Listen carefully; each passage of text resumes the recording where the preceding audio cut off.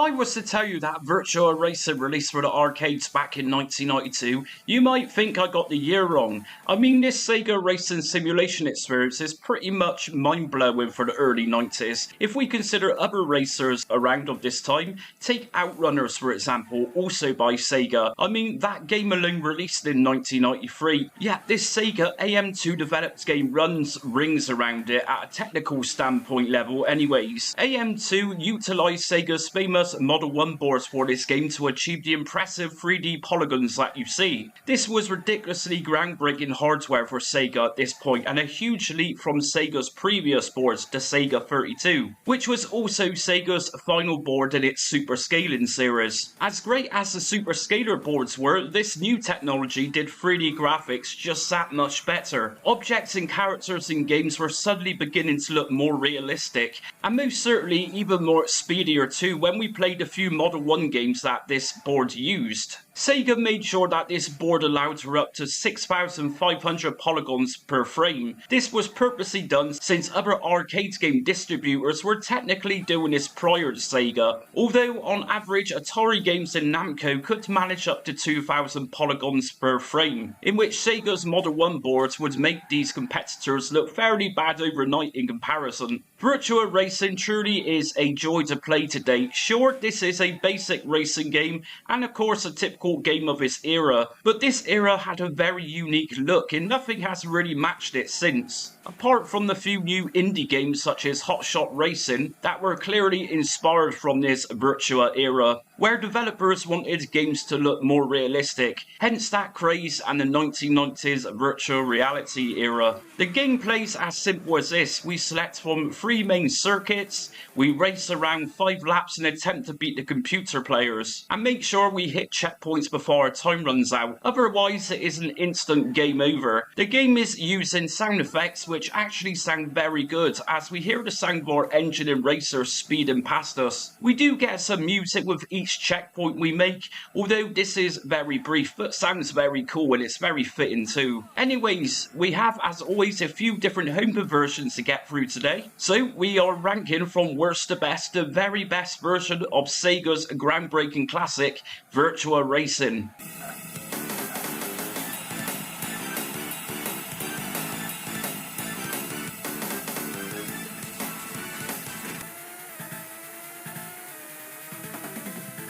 Now, let's be honest with each other, this Mega Drive conversion was totally unthinkable, given the lack of power to support such a highly demanding game like Virtua Racing.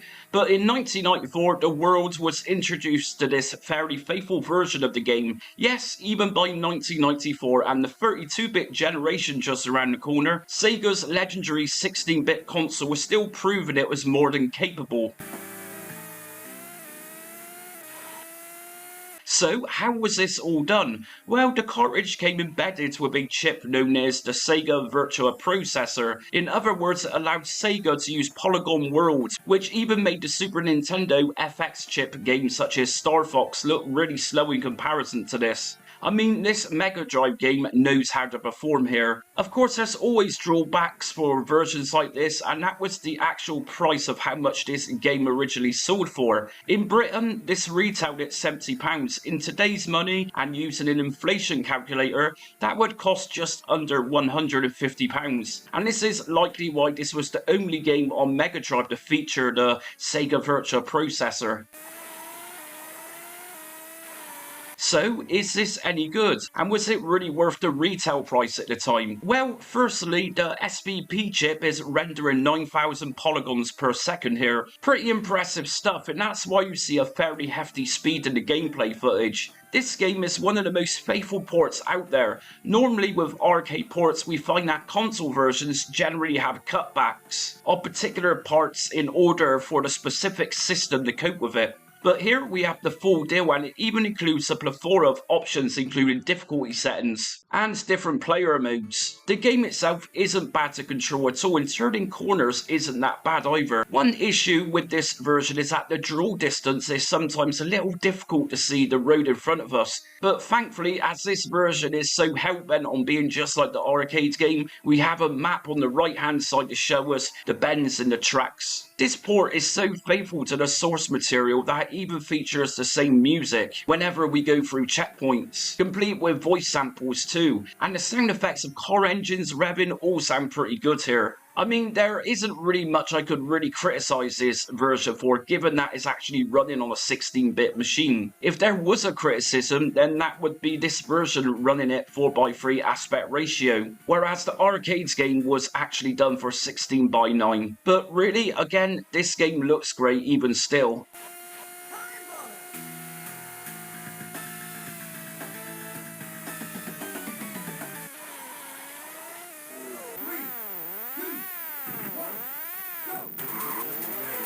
The short-lived Sega 32X had a conversion of the game which released back in 1994, although this version went by the name of Virtua Racing Deluxe. This looks very similar to the Mega Drive game, as it was developed by many people at the same team who ported the Mega Drive version.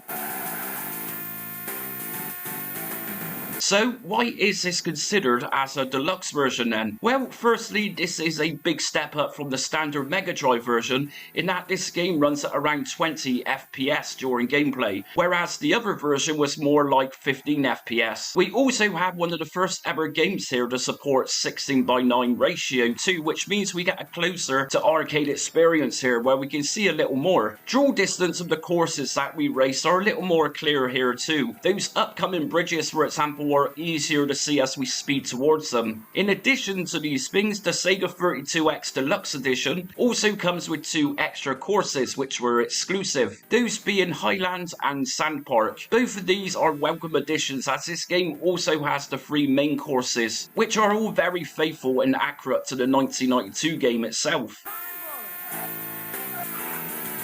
I find that one of the biggest strengths with this release in comparison to the Mega Drive game is that our car here feels a little nicer to control, and it looks more substantial too. It feels like it's got some more weight to it as we take on corners. And talking about corners, here we actually see the car swirl around if we crash, whereas the Mega Drive release had a flip over animation which was a lot different from the arcade game. There are some noticeable differences here though. The music in-game would change in certain parts for whatever reason that was at the time, but sound effects here are very much more beefier sounding and they sound really good. We also have a selection of 3 different cars added to race as, which each comprise of different attributes and characteristics. There are also 4 different playing perspectives with this deluxe edition, where we can easily select between an extreme top-down view and going into first-person view. Although first-person view does tend to make the game a little harder to play in my opinion. We have several options here to take a look at, such as difficulty settings, as well as the time attack mode. I mean, at the time of this release, and providing you had the Tower of Power, this would have simply been the be-all and end-all home conversion of this game. It costs a little less than the Mega Drive version too. In the UK at least, this originally retailed at $59.99. That's the equivalent of just under £130 in today's money. Bargain.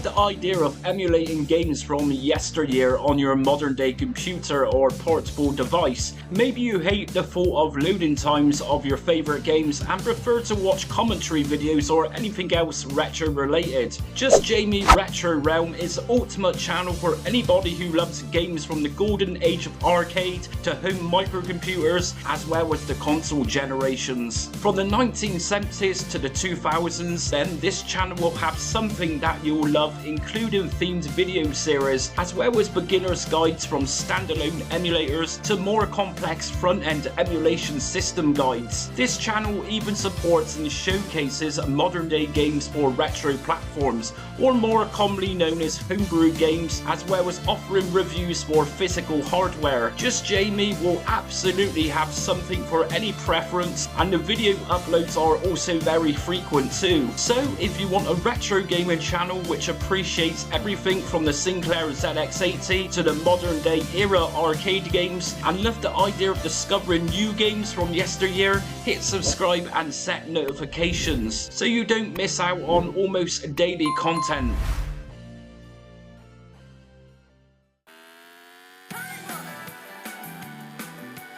The Sega Saturn game released in 1995, and it's a fairly great accomplishment that this port even exists at all. Time Warner Interactive had the rights to develop and publish this game, only they literally coded this game from scratch. And just by watching the original arcades game, they managed to pull it off really well, and they had no source code to work from at all with this. So this release is an example of building a port from the ground up with no help at all, right from scratch. We get the original 3 tracks, and we also get 7 brand new exclusive tracks here too. And why not? At this point, more data could be used to make games bigger and better, and that was the case here. And of course, possibly Time Warner Interactive wanted to make a bigger and better version than the Sega 32X version.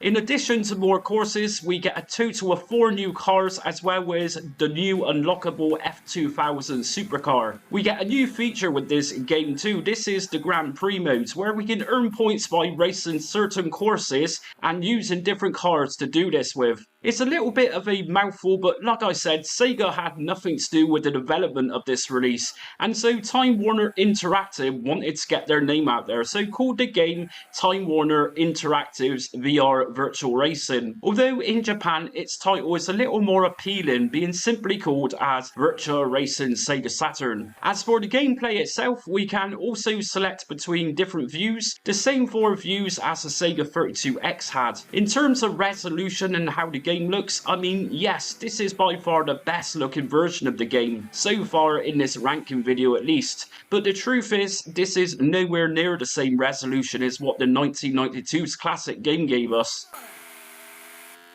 One problem with this release is that the controls do take some time getting to grips with, but once you master them, this is a good all-round version of the game. I think I also respect this version so much more and rank it above the 32X game, as like I said, the development team behind this game literally built this from the ground up just by playing the original arcades game over and over again. And the end product for the arcade mode of this game is fairly accurate too, and the added Grand Prix modes which was incorporated is a little bit more like a career mode, which makes the original premise more complex if that's your thing.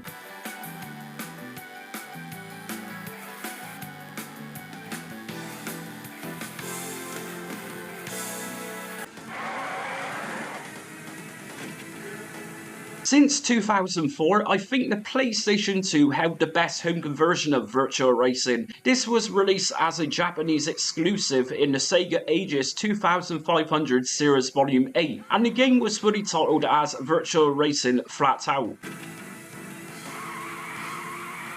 This was a remaster of the game, and just like a couple of other versions in this video, there are various different modes such as the Grand Prix mode, which is pretty much a career mode, a little like what the Sega Saturn had, but it's really the core arcade modes that we need to look at here. We have all 3 original arcade courses here, and like I said, this was the best looking version up until fairly recently. I think this hits home firstly where we see shadows appear on the tracks. These truly look awesome whilst we're going underneath bridges, and the shadow on the car itself on the road. I would probably go as far to say that this looks even better than the arcades game from 1992. Around 2004, technology had obviously progressed, and finally PlayStation 2 users could really get the true enhanced look of this game. It controls brilliantly, and music and sound effects sound almost identical to the source material. But like I keep saying, Virtual Racing Flat Out used to be the finest version around.